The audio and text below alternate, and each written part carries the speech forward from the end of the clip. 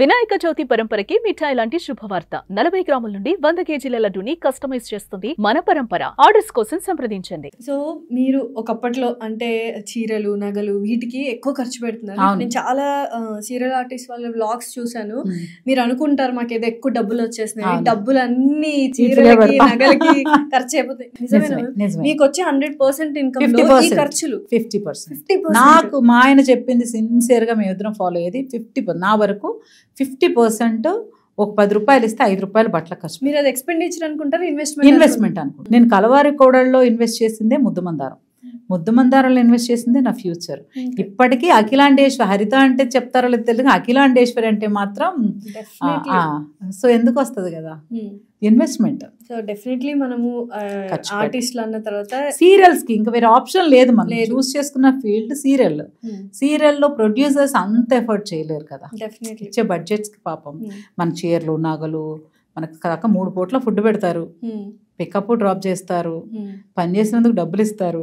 ఇవన్నీ ఇచ్చి ఇంకా చీరలు నగలేమంటే ఇంకా వాళ్ళు ఏం చేస్తారు? డెఫినెట్లీ. అయితే మ్యామ్ ఈ ఫీల్డ్ లో ప్రతి ఒక్కరికి స్టాండర్డ్ ఇన్కమ్ అయితే కాదు, ఎవ్రీడే పోరాడుతూనే ఉండాలి.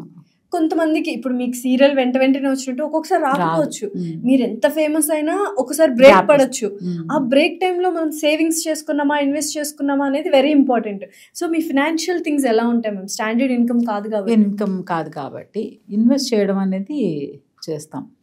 సో ఖర్చులు తనకు మించి ఏమి చెయ్యం. లావిష్ లైఫ్ లేదు. టూర్స్కే వెళ్ళరు మీరు, అలా కలిసి వచ్చేసింది అది కూడా. సో ఒక ఆయన ఇప్పుడు నేను చెప్పాలంటే నేనే ఎక్కువ ఖర్చు పెడతాను.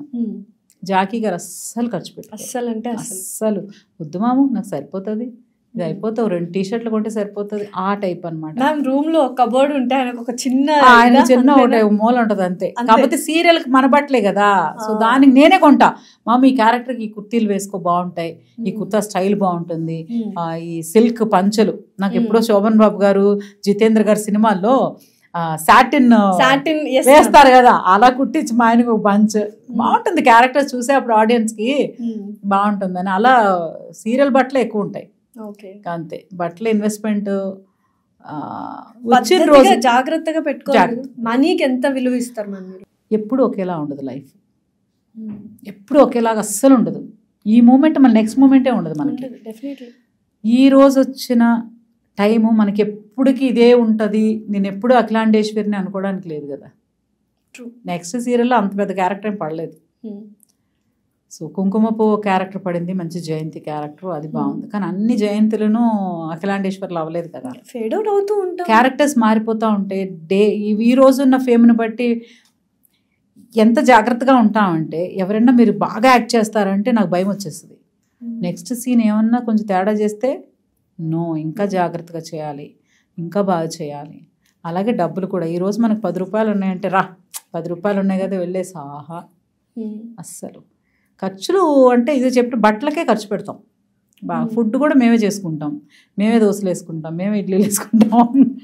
ఇంట్లో జాకీ గారు మేము బాగా చికెన్ తెచ్చి మ్యారినేట్ చేసేసుకుందాం అనుకుంటాం. ఎప్పుడు చాలాసార్లు ప్లాన్ చేసాం వీక్లీ వన్స్ డిన్నర్కి వెళ్దామని, ఇయర్లీ వన్స్ కూడా వెళ్ళాం ఒక్కొక్కసారి. సో అవన్నీ ఎందుకు అనవసరమైన ఖర్చులు? మనకి ఇన్కమ్ తెలుసు కదా, అందుకని దాచేది బాగా దాచేస్తామని చెప్పగానే ఖర్చులు అయితే ఇంటి పిల్లల చదువులు, ఇల్లు, లోన్లు, కార్ లోను, అలానే కార్ లగ్జరీ లైఫ్లు అంతా ఏమి కార్. మా ఆయన అంటారు, మా కాన్సెప్ట్ ఏంటంటే 4 చక్రాలు ఉంటే చాలు, కంఫర్ట్గా ఇంకా ఎండకి వానకి తగలకుండా 4 చక్రాలు రోడ్డు మీద నడిస్తే చాలు, అలా కాన్సెప్ట్. మా పిల్లలకి పెద్ద ఆశలు అలా ఉంటారు, వాళ్ళు కూడా కొంచెం.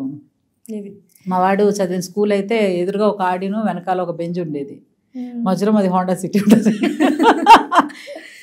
కూడా ఎప్పుడు అలా ఫీల్ అవ్వలేదు, అస్సలు అవ్వలేదు. కెమెరా ముందున్న యాంకర్ అయినా అవ్వచ్చు, సీరియల్ ఆర్టిస్ట్ అయినా అవ్వచ్చు, యాక్టర్లు అయినా అవ్వచ్చు, మూవీ యాక్టర్లు అయినా అవ్వచ్చు, చిన్న చిన్న క్యారెక్టర్లు చేసుకుని ప్రతి ఒక్కరికి స్టాండర్డ్ ఇన్కమ్ అయితే లేదు. ప్రతిరోజు పెన్షన్ లేని జాబ్. పెన్షన్ ఏంటి? ఉన్నప్పుడు జీతం, పని చేస్తే జీతం, కూలీ. యాక్చువల్ గా చెప్పాలంటే డైలీ కూలీ. చెప్పారు. నేను చెప్తా అందరూ ఆహా అలా అంటారు. పనికి తగ్గట్టు కూలీ, ఒక్కొక్కరికి ఒక్కొక్క కూలీ ఇస్తారు. ఒక బిల్డింగ్ కడుతుంటే ఒక్కొక్కరికి ఒక రేంజ్ కూలీ ఉంటది కదా, సో అంతే కూలీ.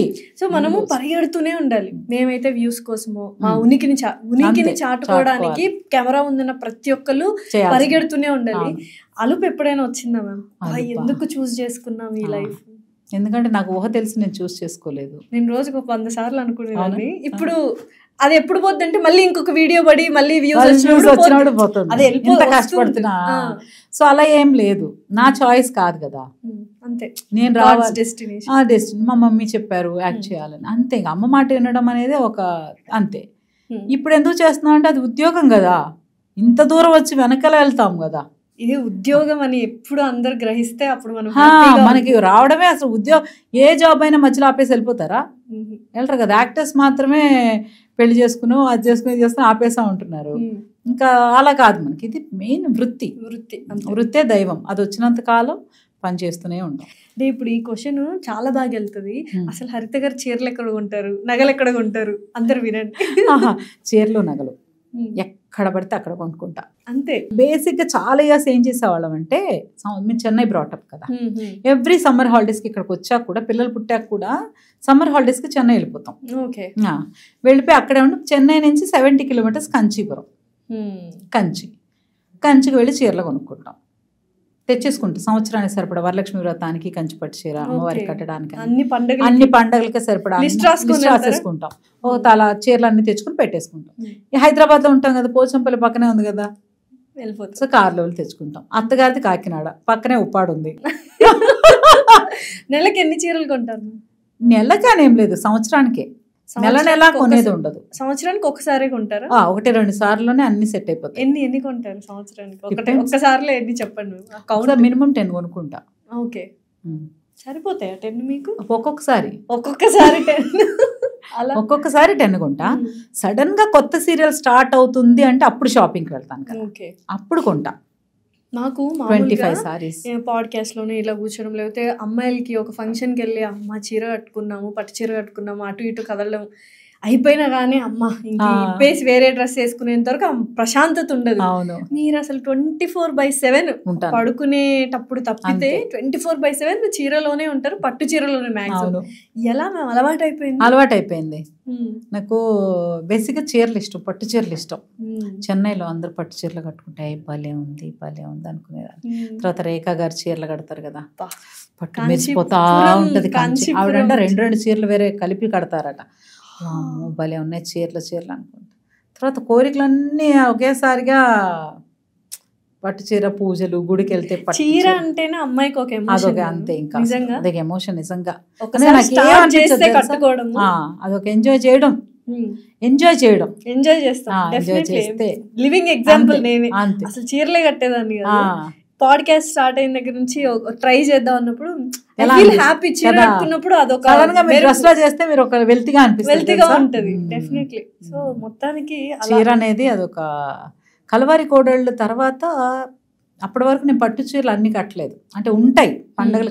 సీరియల్స్ లో హీరోయిన్స్కి ఏంటంటే పండగకి ఎప్పుడన్నా, అది మిడిల్ క్లాస్ స్టోరీస్ ఉంటాయి కదా, సో అప్పటి వరకు మామూలు పండగకి, పెళ్లికి, గుడికి వెళ్ళినప్పుడు పట్టు చీరలు కథమన్నీ. నేను ఎప్పుడు raw silk, tussar silk, Bengali cotton, Hyderabad cotton, ఈ చీరలే కట్టుకునేదాన్ని.